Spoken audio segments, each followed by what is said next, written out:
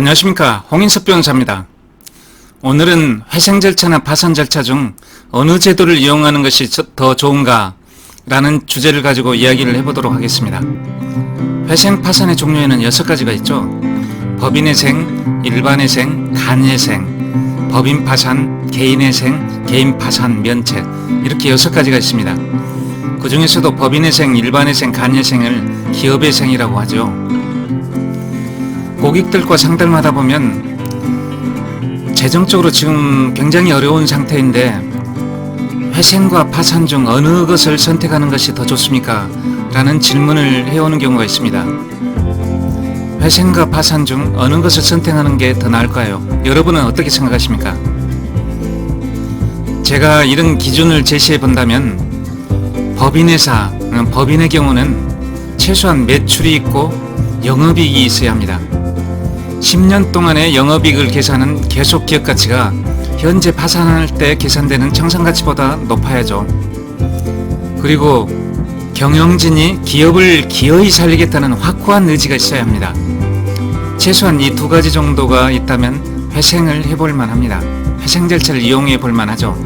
그렇지 않으면 법인 파산을 하는 게 좋습니다. 그리고 개인의 경우에는 최소한 급여 또는 소득이 있어야죠. 즉 이제 급여 또는 소득에서 생계비를 공제한 가용소득이 있어야 합니다.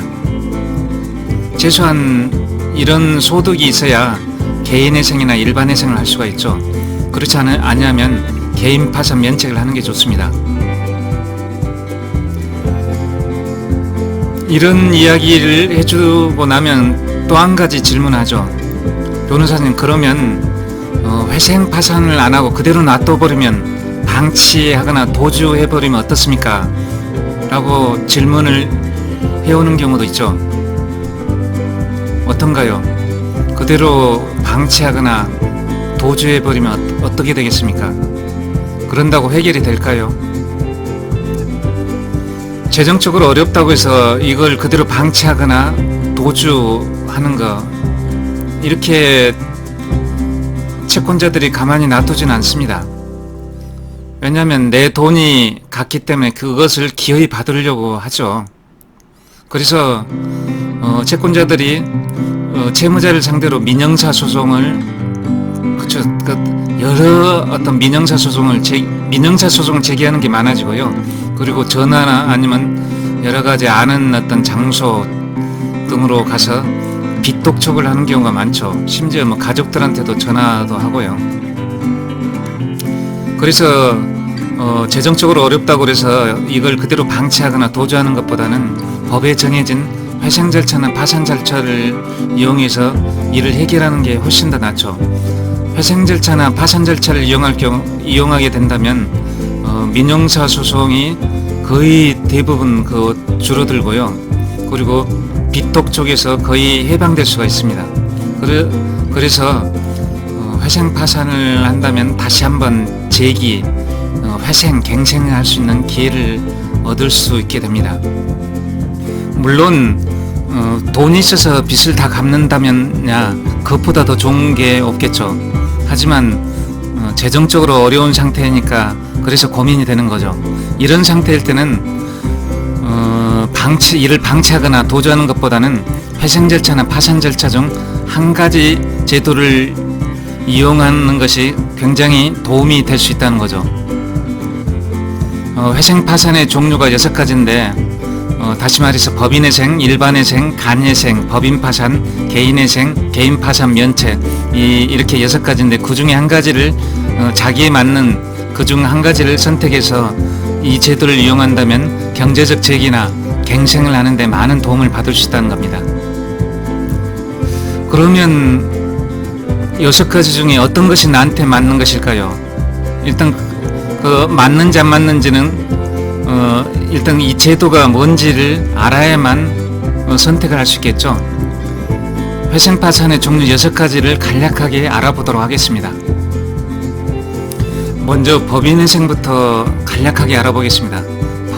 법인회생은 재정적인 파탄에 직면해 있는 법인회사, 법인 채무자에 대해서 법원의 감독하에 여러 이해관계인들, 채권자나 주주 지분권자 등 여러 이해관계인들의 법률 관계를 조정해서 법인회사나 그 사업의 효율적인 회생을 도모하는 제도를 말하죠. 법인을 대상으로 합니다. 그리고 일반 회생은 법인이 아닌 개인을 대상으로 하고요. 그리고 간이회생은 법인과 개인을 대상으로 하는 법인과 개인을 대상으로 하는 회생 절차를 말하는데, 회생채권과 회생담보권 총액이 50억 원 이하인 법인 또는 개인을 대상으로 합니다. 지금까지 말한 이 세 가지, 법인회생이나 일반회생, 간이회생, 이 세 가지를 기업회생이라고 하죠. 절차는 거의 동일합니다. 그리고 법인 파산은 법인에 대한 파산 절차를 말하죠. 법인이 파산 원인, 이제 지급불능이나 채무초과 이런 상태가 있을 때 법원이 파산 선고를 하고, 그다음 파산관지를 임명한 다음 파산관지를 통해 법인회사의 재산을 환가하여 그다음 그것을 채권자들에게 배당을 해주죠. 그리고 최종적으로 배당이 끝나고 나면 법원에서 종결 결정을 내리는데, 종결 결정과 함께 법인도 소멸하죠. 이런 재반 절차를 법인 파산이라고 하죠. 법인을 대상으로 합니다. 그리고 개인회생은 개인회생과 개인 파산 면책은 개인, 자연인을 대상으로 하는데, 개인회생은 담보부 채무가 10억 원 이하, 비담보 채무가 5억 원 이하인 급여소득자 또는 영업소득자를 대상으로 합니다. 원칙적으로 3년 이내 기간 동안 그 소득에서 생계비를 공제한 남은 금액을 매달 변제할 경우 나머지 그 잔액, 채무 잔액을 면책받을 수 있는 제도를 말하죠. 그리고 개인 파산 면책은 개인이 지급불능 상태에 빠지게 된 경우에 채권자나 채무자의 신청으로 파산 선고가 이루어지죠. 그리고 그 후에 파산관진이 선임돼서 마찬가지로 법인 파산처럼 그 재산이 있을 경우 환가, 배당 절차를 거치고, 이런 어떤 절차가 끝나면 면책 불허가 사유가 없을 경우 면책 결정을 내리게 되죠. 그럼으로써 채무를 비면책 채권을 제외한 나머지 채무를 면책받는, 그러니까 책임에서 면제를 받는 그런 제도를 말하죠. 개인을 대상으로 합니다. 지금까지 회생 파산의 종류 6가지에 대해서 간략히 말씀드렸습니다. 법인이나 개인이 재정적 파탄 상태에 놓였다면 회생 절차를 이용하는 것이 좋을까요? 파산 절차를 이용하는 것이 좋을까요? 처음에 말씀드렸다시피 법인의 경우에는 매출이 있고 영업이익이 있고 청산가치보다 계속 기업가치가 더 높으며 경영진이 기업을 기어이 살리겠다는 확고한 의지가 있다면 회생 절차를 이용해 보는 것이 좋고, 매출도 없고 영업이익도 없고 계속 기업가치보다 청산가치가 높고 또 너무 지쳐서 경영진이 너무 지쳐서 기업을 더 이상 운영할 의욕을 상실했다면 법인 파산 절차를 이용해 보는 것이 좋다는 그런 이야기를 말씀드렸습니다.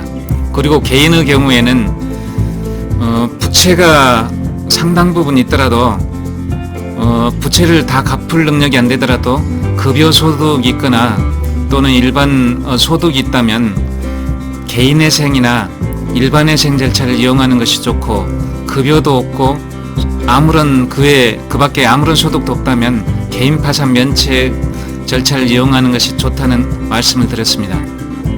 더 상세한, 더 자세한 상담을 원하신다면, 그리고 또 현재 재정적인 어려움 상태에서 회생 절차나 파산 절차를 이용하고 싶은 분이 계시다면 언제든지 저희 법무부인 태승에 연락 주시기 바랍니다. 감사합니다.